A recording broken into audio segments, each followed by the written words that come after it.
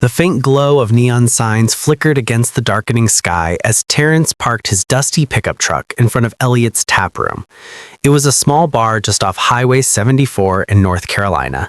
The place wasn't anything fancy, just a spot for locals, truckers, and road-weary souls looking for a cold drink and a quiet corner.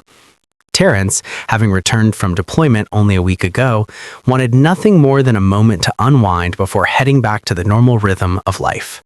Pushing open the creaky door, Terrence stepped inside and was greeted by the steady hum of chatter and the soft tunes of an old jukebox playing Johnny Cash. He scanned the room, taking in the usual crowd.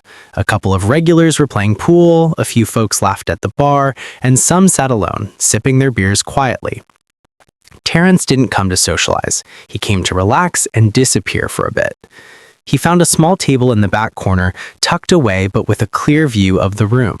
His camouflage jacket blended into the dim lighting, except for the worn sneakers on his feet. He had chosen comfort over appearance tonight. He ordered a glass of water and sipped it slowly, letting his mind wander. Thoughts of home crept in, his mother's cooking, his niece's laughter, the smell of freshly baked cornbread. That was what he was looking forward to most. Suddenly, the door slammed open, breaking his thoughts apart. A group of 6 men walked in, their boots thudding heavily against the wooden floor.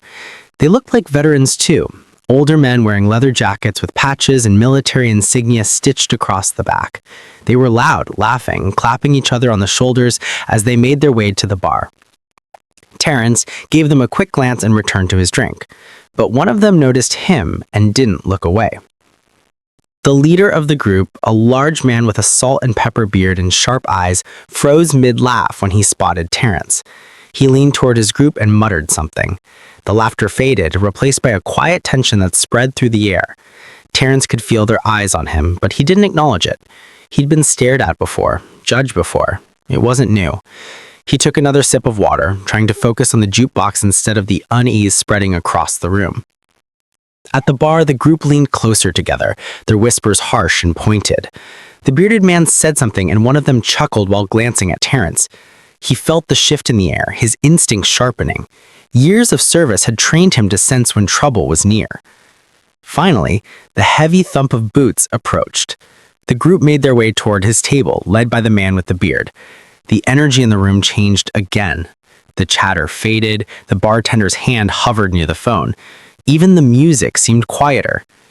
Terrence set his glass down and leaned back in his chair, appearing calm but ready. "Hey," he barked, stopping a few feet from Terrence. His voice was rough and mocking.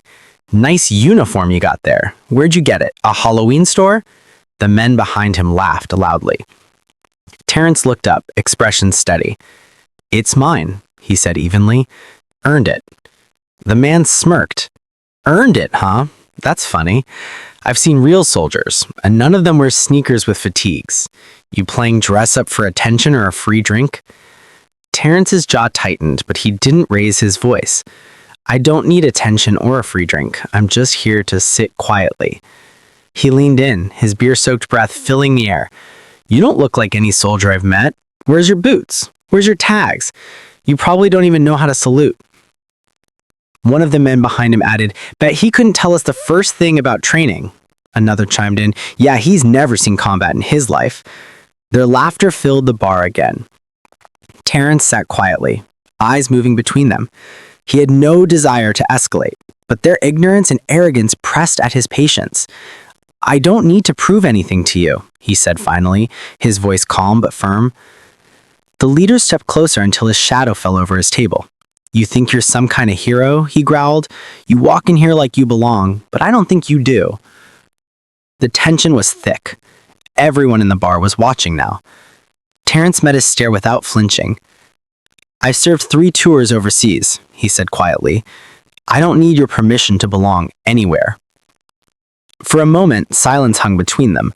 The leader's confidence flickered, but pride wouldn't let him stop. "Yeah?" he snapped. "Prove it. Show us your tags, or you're just a liar." Terrence glanced at the others. Some looked uncomfortable, as if they realized their leader might be wrong. Still, no one spoke up.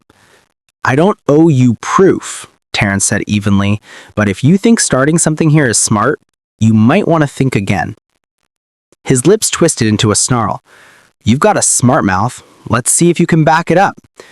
He lunged forward, reaching for Terrence's collar, but Terrence moved before thought even registered. In one smooth motion, he caught his wrist, twisted it behind his back, and pushed him against the table. The big man let out a sharp yell as his drink spilled across the surface. Gasps filled the bar. The other bikers froze, their bravado gone. Terrence held him firmly, his movements precise and controlled. I told you to think twice.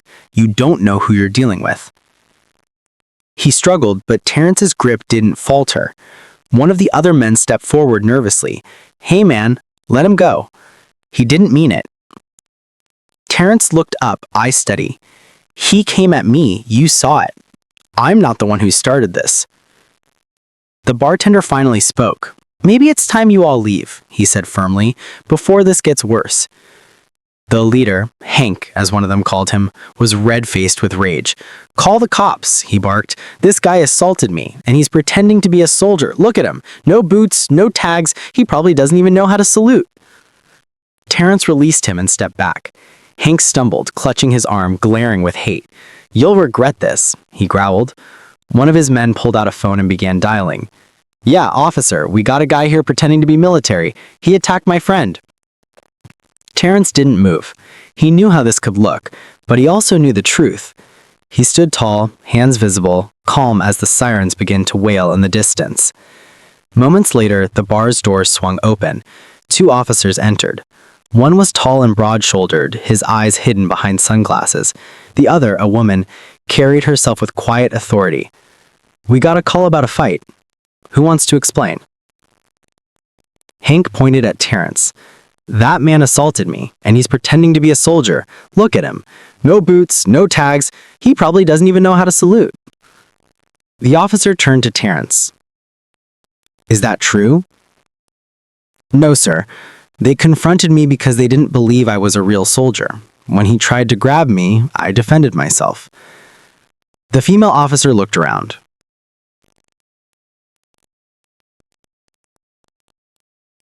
Anyone see what happened?